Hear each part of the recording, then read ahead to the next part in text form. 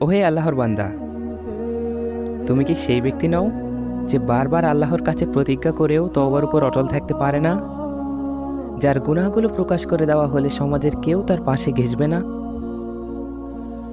যার নেক আমলের ত্রুটিগুলো ধরা শুরু করলে কোনো আমলেরই আর মূল্য থাকবে না, যার বাহ্যিক ধার্মিকতার সাথে গোপন ধার্মিকতার লেশমাত্র মিল পাওয়া যায় না? হ্যাঁ, তুমিই সে বান্দা। তারপরও কিসের এত অহংকার, কিসের এত বড়াই?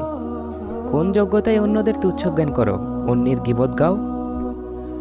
হায়, বান্দা যদি জানতো তার রব তার প্রতি কতটা ধৈর্যশীল, শাস্তিদানের আগে কত শতবার অনুগ্রহ করে যাচ্ছেন, গুনাহের পর গুনাহ ঢেকে রাখছেন, কেউ জানার আগেই মাফ করে দিচ্ছেন, কতভাবে তওবার সুযোগ করে দিচ্ছেন।